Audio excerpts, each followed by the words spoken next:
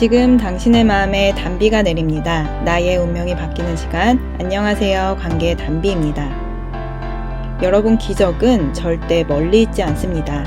지금 바로 내 마음속에서부터 시작됩니다. 지난번 영상에서 사랑이 무엇인지, 사랑이 타락하는 원인과 해결법에 대해 이야기를 했었는데요.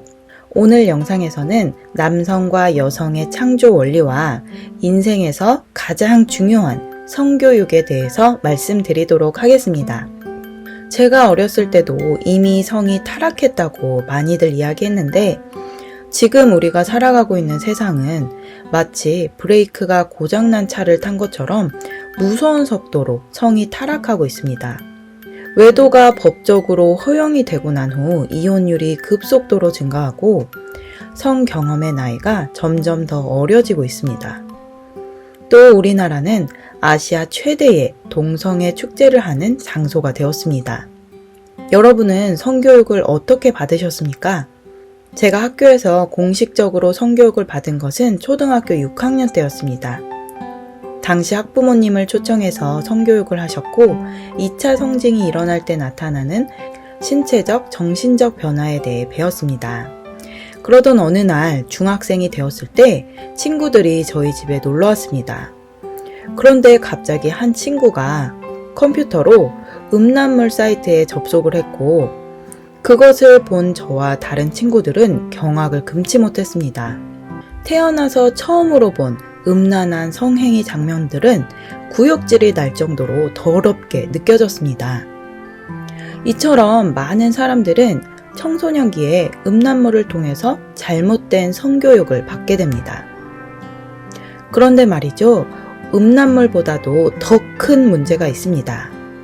그것은 부모님이 자녀에게 올바른 성교육을 해주지 않으며 성교육을 어떻게 해야 하는지 방법조차 모른다는 것입니다.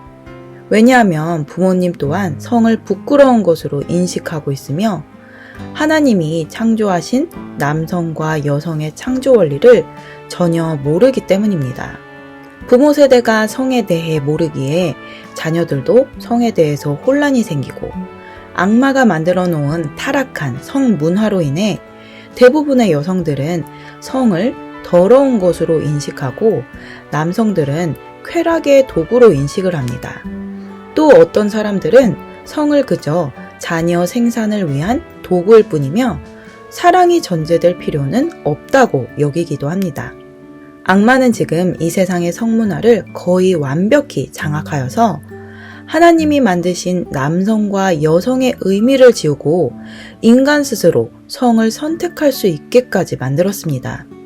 유럽에서는 남성과 여성 외에도 여러 가지 성이 있다는 것을 인정하며 어린아이 때부터 남자인지 여자인지 이야기를 해주지 않고 네가 어떤 성이든 선택할 수 있다고 가르친다고 합니다. 실제로 한 4살쯤 된 남자아이에게 너의 성별이 무엇이니? 라고 물으니 아이는 놀랍게도 저는 남자도 아니고 여자도 아니에요 라고 대답을 하였습니다. 그 아이의 부모를 인터뷰하였습니다. 그러자 부모는 성은 당연히 스스로 선택해야 하는 것이기에 아이가 태어났을 때부터 지금까지 너는 남자아이란다 라는 말을 한 번도 해주지 않았다고 하는 것입니다. 그래서 아이는 법적으로도 남성도 여성도 아닌 제3의 성으로 인정하는 것을 본 적이 있습니다. 아마도 이 영상을 보시는 분들 중에는 그것이 왜 문제가 되는지, 어떤 심각성이 있는지 모르실 수 있습니다. 저 또한 과거에 나만 아니면 됐지, 누가 성전환을 하든 제3의 성을 갖든 나랑은 전혀 상관이 없는 일이라고 여겼습니다. 그러나 하나님께서 남성과 여성을 창조하신 원리에 대해 자세히 알게 되고 난 이후부터는 성의 타락이 곧 인류의 멸망이라는 것을 알게 되었습니다. 그리고 국경을 초월하여 모든 사람들이 입으로는 절대 말하지 않지만 속으로는 끙끙 앓고 있는 것이 바로 이 성의 문제라는 것을 또한 알게 되었습니다.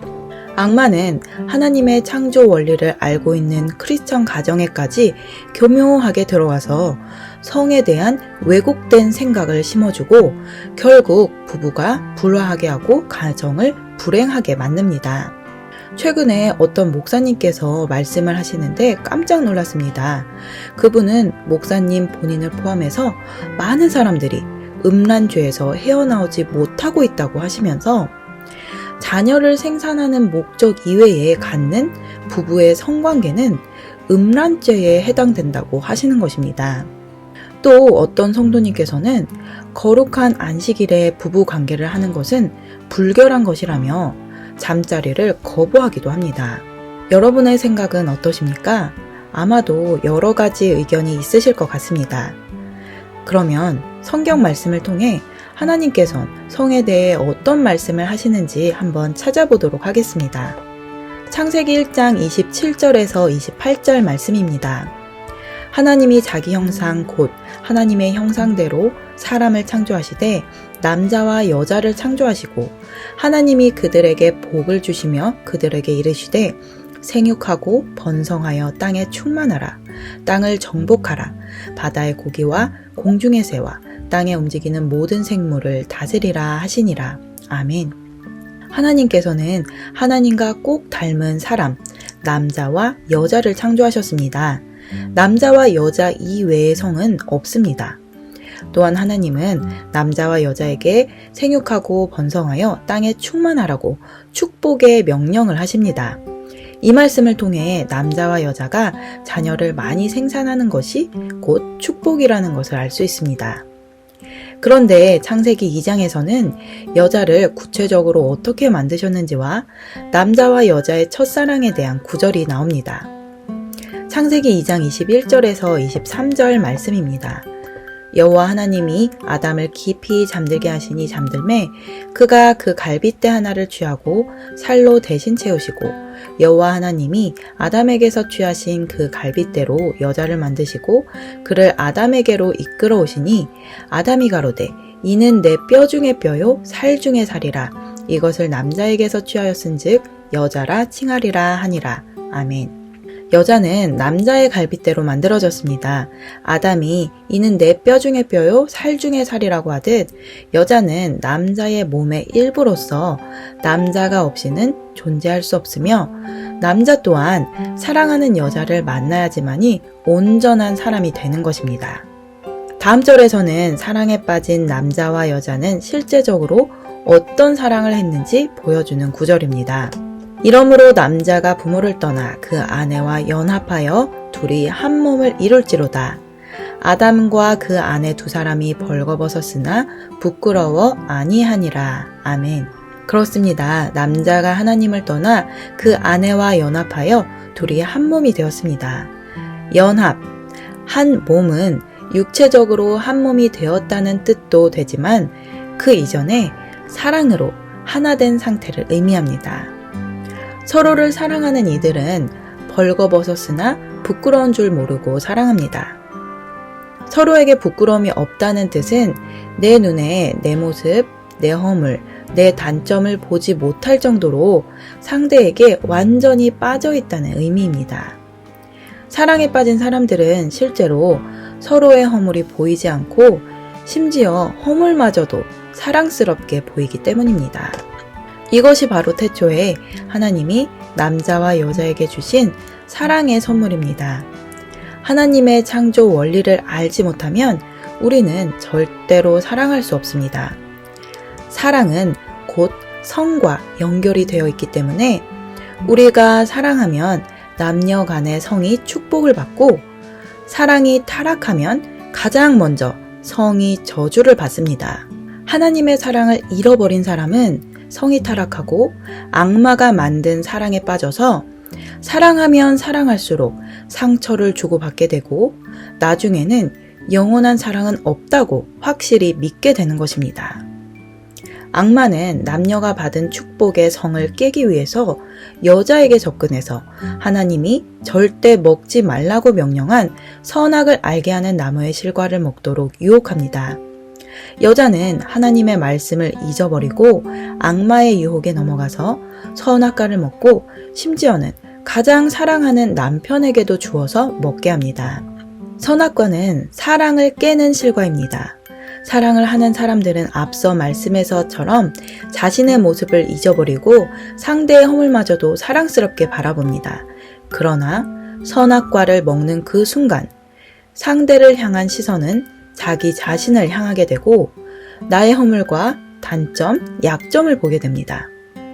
그 즉시 하는 행동은 벌거벗은 몸을 가리는 것이었습니다. 사랑이 깨진 사람들의 첫 번째 행동은 자신의 원래 모습을 감추는 것입니다. 이것을 자존심이라고 합니다. 선악과를 먹고 남자와 여자의 사랑이 깨졌을 때 그들 속에서는 자존심이라는 죄악의 열매가 생겨나서 자신의 모습을 좋게 포장하려고 하는 습성이 생겼습니다. 부부는 비밀이 없어야 한다는 말을 들어보셨을 것입니다. 그러나 바로 이때부터 부부간에 비밀이 생기기 시작하고 서로를 의심하고 거짓말을 하며 상대의 허물을 들추어내는 것입니다. 상대에 대한 사랑이 식으니 성관계는커녕 몸이 닿는 것조차도 소름이 돋을 정도로 싫어지는 것입니다. 몇 년 전에 남편의 폭언과 폭력 때문에 이혼을 생각하고 있다는 한 성도님께서 상담을 요청하셨습니다. 그분은 몇 년째 우울증 약을 복용하고 있었고 이렇게 살다간 불쌍한 아이들을 남겨놓고 자살을 할까봐 겁이 난다고 하는 것이었습니다. 그때 그분과 일주일에 한 번씩 만나서 성경을 보고 지금 말씀드린 것처럼 남자와 여자의 창조 원리와 사랑과 성의 타락에 대해 이야기를 나누던 중에 그분께서 자신의 남편과 성관계를 하려고 할 때면 소름이 돋도록 싫다고 하는 것입니다. 게다가 남편은 음란물에 나오는 여성처럼 해달라고 요구를 한다고 하는 것입니다.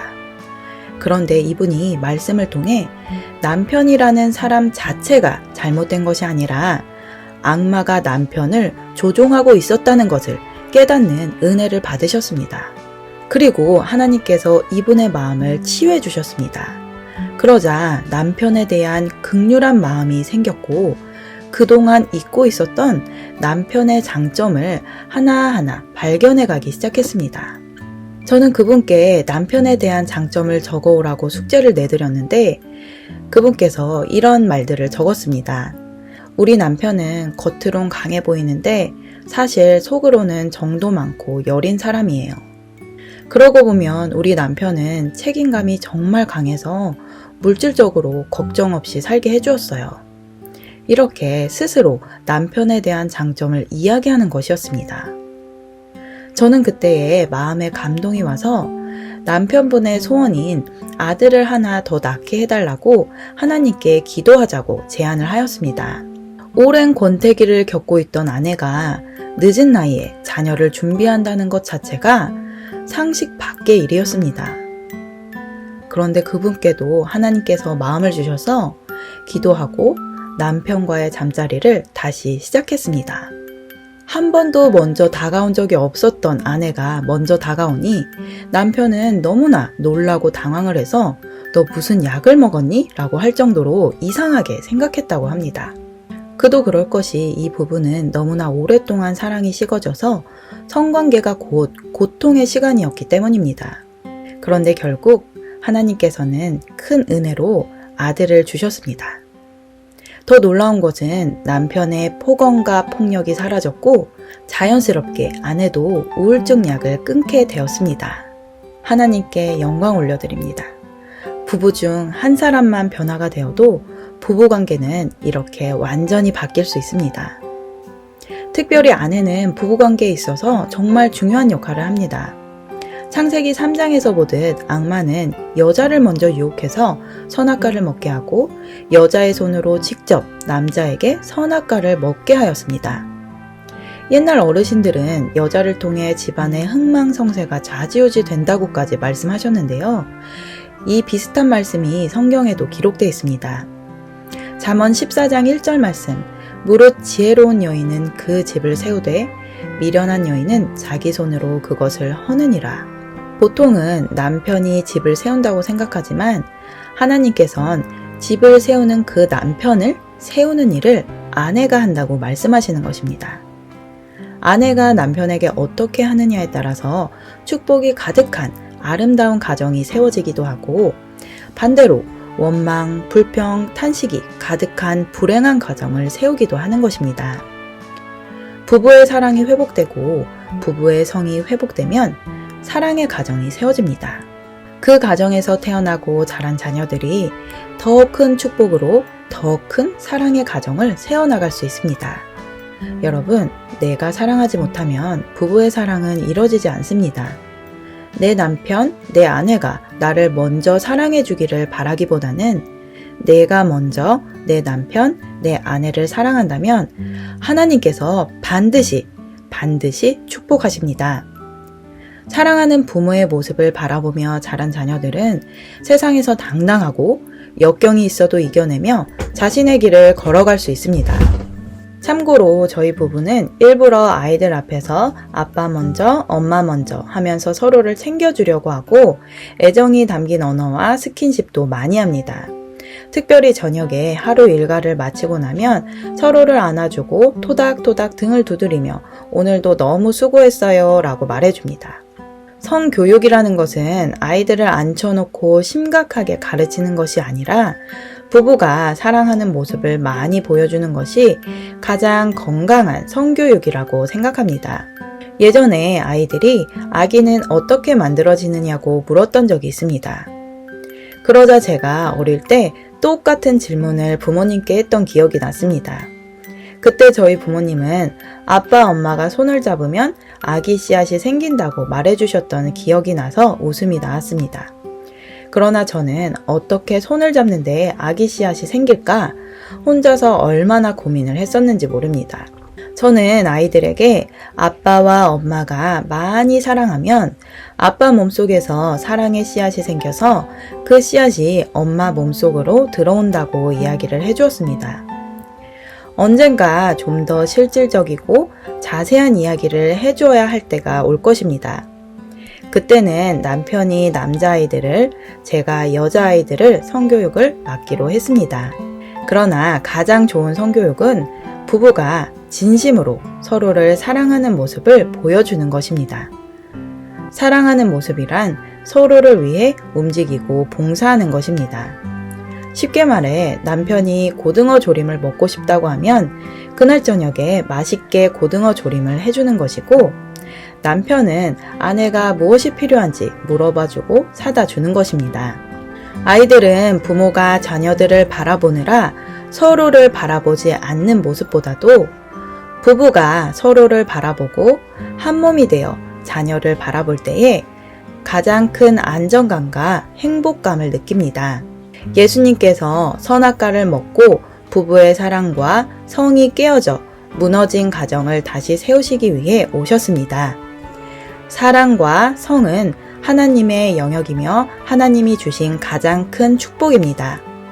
악마는 사랑과 성을 타락시켜서 고통에 이르게 하지만 하나님은 사랑을 통해 성에 축복을 주시고 자자손손 그 축복을 대물림해 주십니다. 이 영상을 보시는 모든 분들의 부부관계에 사랑의 단비가 내리기를 기도합니다. 부활의 생명이신 예수님을 믿고 신혼 때보다도 더 설레이고 깊고 진실한 사랑을 회복하시기를 우리 주 예수 그리스도의 이름으로 간절히 축복하고 기도합니다.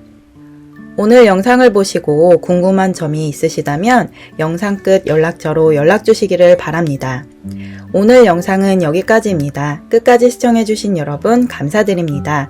이 영상이 도움되셨다면 구독, 좋아요, 알림 설정을 꼭 부탁드리고 주변에 사랑하는 분들께 공유도 부탁드립니다. 누구나 아름답습니다. 누구나 희망이 있습니다. 이상 메마른 관계 단비 같은 소식을 전하는 관계 단비였습니다. 오늘도 행복한 하루 되세요. 감사합니다.